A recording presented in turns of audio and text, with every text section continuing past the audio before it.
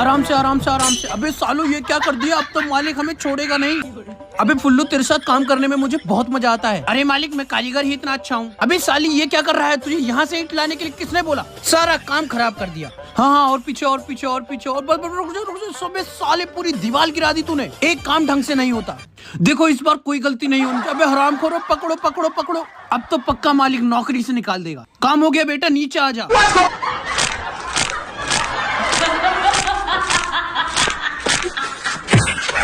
अरे हरामखोर मेरी उंगलियों का तो भरता बन गया।